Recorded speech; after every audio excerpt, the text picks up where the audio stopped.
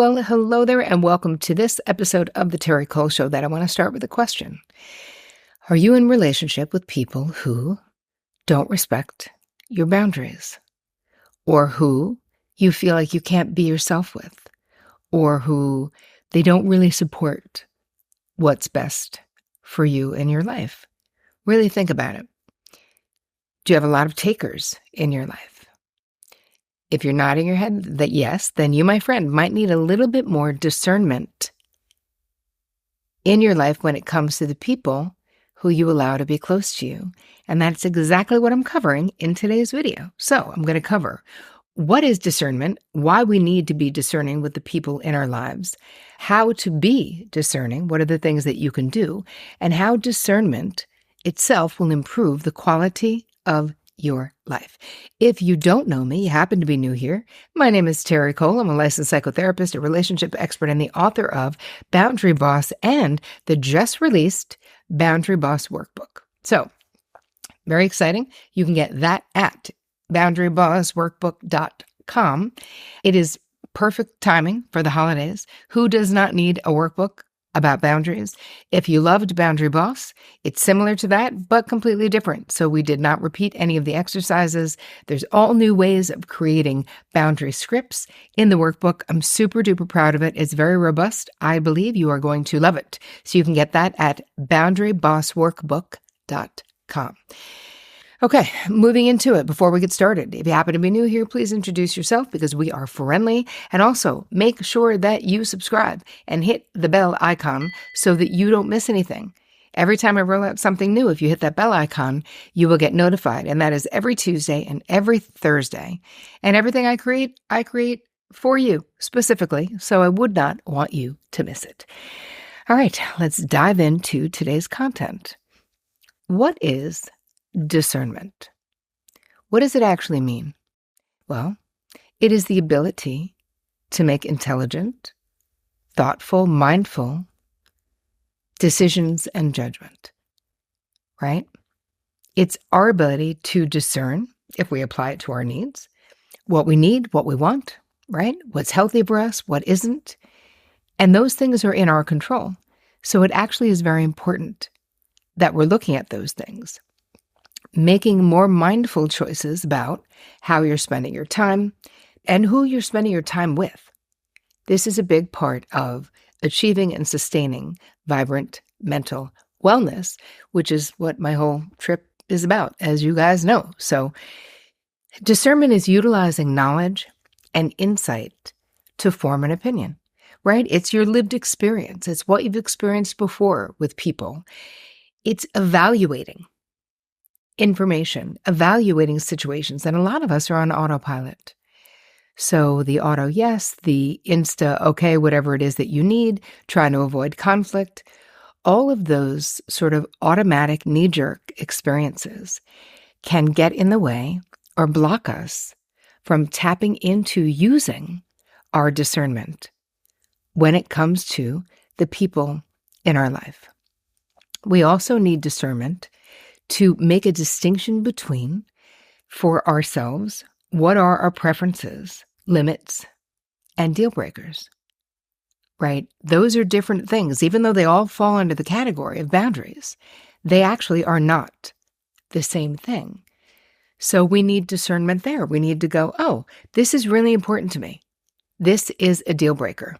And if you can't do that, if we don't express that in our relationships, it's very confusing for the other people as well, right? We need a lot of information. To make an informed decision, what do you need? Information. And so do other people.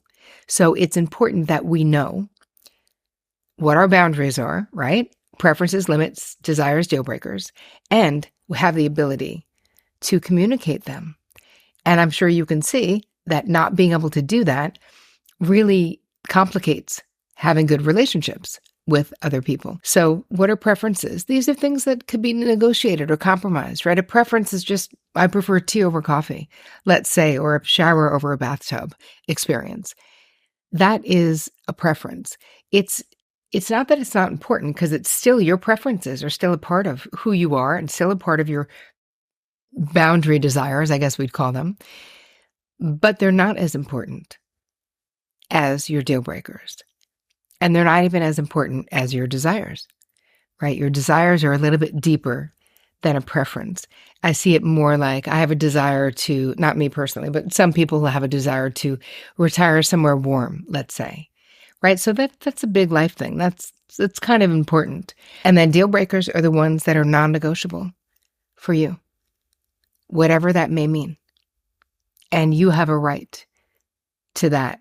But being discerning means that you know you have a right to that and that you are okay with asserting that. I remember when my husband and I met, well, long after we met, but we were, already in love and had many conversations about getting married.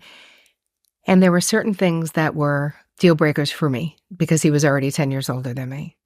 And I was like, you cannot get unhealthy. Now, I'm not saying if he got sick, right? That's not what I was talking about. I was talking about we were both physically fit and prioritized that. And I was like, this can't just be for now. This has to be forever, that we both prioritized staying physically well, because I was already worried about him being older than me, right? I mean, statistically, he will most likely transition before I do in this life. And I don't want him doing anything that would accelerate that process, right? I want him to be here as long as I can possibly have him. But so that was something that was a deal breaker for me that I was able to talk about. And I feel like it would have been a major problem for me if he was like, and actually I broke up with a long-term boyfriend because he wasn't physically fit. And it wasn't a judgment thing. It was a quality of life thing. I want to be able to take adventurous vacations. I want to be able to walk easily 4 miles with my partner anywhere and anytime I want. I want to be with someone who can go up and down hills if we're walking around San Francisco or wherever, right? And I have that with Vic, even though he is 10 years older than me. So I think that there's nothing wrong. Some people would judge me. Some people have judged me for my deal breakers. But here's the thing. I don't give a shit, right? Like my deal breaker is for me. And Vic had every option and right to say he didn't care about his health and wasn't going to stay in good shape. And at least we would have been on the same page, right? So I think that it's important that we can talk about it. Another place where you have to be discerning and make a distinction is we need to know for ourselves, are we using judgment of the other person, right? Because it could look that way with the scenario that I just said. It could look that I was judging him, but I wasn't. I was saying what I needed, right? So judgment is other focused, right? Meaning you're determining that there's something wrong with them. The problem with judgment, of course, is that you're not always right. Obviously, when we're judging others, we're also on the wrong side of the street because that is really their stuff. What other people do is their side of the street unless it impacts you. So my feeling is that if Vic willfully had a lack of health, right? I don't mean if he had a health crisis. That affects me because if he gets unwell, because he becomes a couch potato, because he doesn't go for his annual physical, because he doesn't listen to his cardiologist or whatever, the ways that a lot of people willfully do, that would impact me because I love him and then I would feel compelled to take care of him, correct? So you can see the difference, right? It sort of judgment says, let's say someone has a drinking problem. I don't love you, you're bad because you have a drinking problem. That's judgment. Discernment allows you to say, I choose to set boundaries around my exposure to you when you're drinking because I love you and I love myself, right? Because the more you're exposed to someone when they're drinking, if it's distressing to you, the more damaging it is to the relationship. So discernment is empowering and creates boundary possibilities that judgment really doesn't. Right? Judgment is sort of a dead end where it's like, well, you're bad. Another thing that impacts us is that if you grew up in a family culture of dysfunction, abuse, addiction, sometimes it can be hard to discern what is or isn't normal for you. Right? So it's really being clear about what you experienced in your life and knowing that if you came from a chaotic or abusive system, if you had those experiences in your childhood, they're not normal, right? Meaning they're not healthy. I'm not saying they don't happen all the time. Of course they do. But that's where discernment comes in, because sometimes we repeat these patterns, even though we say we're not going to, and even though we say we don't want to, and we don't want to. But if love and pain got intertwined in childhood, which for many, many folks, it did, that can lead us to adult relationships where there's a lot of pain. And it doesn't have to be that way, is my point. And the point of being discerning is deciding that even if it was that way for the adults in your life, or even if that was your experience in childhood, that it doesn't have to be that way now for you. And if you have attracted difficult people into your life or difficult relationships, partly because you might be repeating relationships from childhood, you actually have the power to emotionally and energetically protect yourself and be more discerning about who you let yourself be vulnerable to, right? We don't have to answer every intrusive question. We don't have to let people who are emotionally untrustworthy, unfettered access to our internal lives or our most tender hearts. And I wouldn't, right? My advice would be don't. The self-awareness that you need to be discerning is really important in every one of your relationships. We need to be discerning about how much we share about ourselves and with whom. Because if you end up sharing too soon with people who you don't know, and I see this a lot with my clients, where they're seeking intimacy. This is what they want. Or they want a closeness, or they meet someone and they like them and they want it to be a deeper bond. But they're sharing with someone they don't really know that well. And if you're sharing something that's really important to you, or something that makes you very vulnerable, you don't want to do that unless you know that person is emotionally trustworthy. And many of us tend to do this projecting, where we project our positive qualities. It's literally called positive projection onto other people. And so just because you might be emotionally trustworthy, that doesn't necessarily mean that other people are. How we become more discerning with who we let ourselves be vulnerable to is through time. Let people reveal themselves. And I don't mean it in a way of we're hoping they fail. I mean, they will reveal themselves in time. So just slow down and just take your time building your relationships. It's a luxury, right? New relationships are a luxury. Luxuriate in the beginning, whether it's friendships or whether it's romantic. There's something really magical about the beginning of a relationship, and we don't need to rush it and make it like insta intimacy, which of course doesn't exist, obviously. It's something that I find that a lot of my clients fall into, that trap. And then you can have that hangover feeling of why did I do that? Because you didn't wait and gather evidence of their trustworthiness. And take time. One of the overarching things that you can do if you're wondering where you might need more discernment in your relationships is ask yourself how you feel after interacting with people, right? If you're endlessly exhausted, if you're left feeling drained, used, and abused all the time after you're with someone, take note. This is a relationship that you might want to change, right? Be more discerning. You can change the rules of engagement. I feel like a lot of you have written in your comments indicate to me that you feel like if someone is a family member, then you have to deal with them and you have to deal with them on their terms, or that you've committed.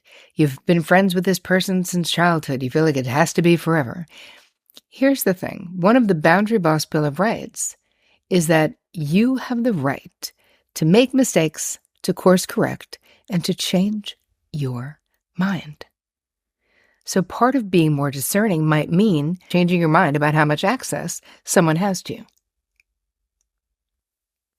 And there's nothing wrong with that. And it doesn't matter who that person is, even if it's a family member. So if you need permission, this is me giving it to you. Not that you need it for me, but sometimes we need to feel like we do need permission, In the guide that I've created for you that goes along with this, I'm giving you strategies to be more discerning. So terricole.com/guide. With the time I have left, I'll go over a couple of them, but just know that you will find it in the guide. The first one is really just be selective. Who has access to you and how much? You know, I always talk about your VIP section. Well, not everyone should be in your VIP section. So you're going to really think about who are you twisting yourself up in a pretzel to please, and really decide if that's what you want to do, right? You're going to do an inventory. I walk you through it in the guide. Don't worry. Number 2, you just got to stop the auto yes, right? Being discerning means that you got to know what someone's asking of you before you commit to doing it. Like super clarity on what is being asked so that you can manage expectations and not feel overwhelmed and angry. I was just talking to someone in my Boundary Bootcamp course, and she was saying, you know, how do I not fall backwards? I agreed to do something for an old friend. I stayed up super late in the night writing this speech for her, but it was for a charity event. And then I was traveling the next day. I only slept 4 hours. I was absolutely exhausted. I totally regretted it. And she's like, you know, how do I not do that? And I was like, remember that feeling, right? You can't get into a time machine and go back and change it. But remember that feeling and give yourself permission to change your mind. She could have agreed and then gone back to her friend immediately and said, you know what? I just realized I'm traveling at 4 a.m. the next day. There's no way I'm going to have the bandwidth to do this justice. I've got to hand it back to you. If you want me to look at the draft after you get it together, I can do that. Like, it's okay. This is how we set limits with folks. And even if you rock the auto, yes, I promise you, you can still back it up, you know? The third thing is being discerning with how much information you give to people when you are setting a boundary with them, right? You don't need to provide context to everyone. I do provide context with the people that I love if I want them to understand me more deeply. So what is providing context? Oh, I can't go to my sister's cocktail party because I have a big presentation the next day. I wouldn't just say no. I wouldn't not give her more information because she's my person. I would tell her, hey, I've got this thing super early the next day and I really have to prepare. I'm so sorry, but I'm going to have to miss it. But I would giving her that information is not me justifying not going.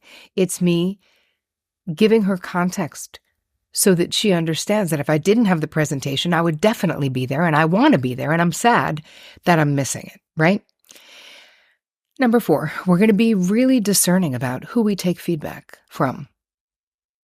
Right? If you don't respect someone, then who gives a shit what they think about you? You shouldn't.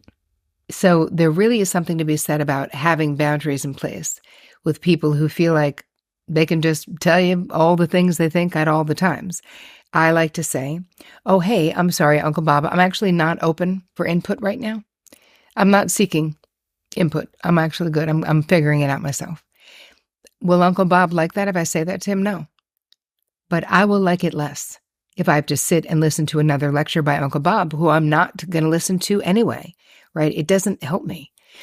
The last thing I want to say that can be really helpful with discernment is upping your mindfulness. Truthfully, guided meditations, breathing exercises, journaling, all of these practices create more internal space and self-awareness, right? When you tend to that internal sacred space, it allows you to respond with mindfulness instead of a knee-jerk reaction, which is basically the definition of being discerning. You're making an informed and mindful decision. So the more you flex your mindfulness muscles with these simple practices, which I'll include a few in the guide for you, terricole.com/guide, the easier it's going to be to shift away from sort of automatically accommodating other people or just letting the status quo stand. Because it doesn't need to stand if it doesn't work for you. So let me know if this episode on discernment was helpful to you. You know where I hang out, so hit me up on Instagram. If you liked it, please share it with the people in your world. I hope you guys have the most amazing week, and as always, take care of you.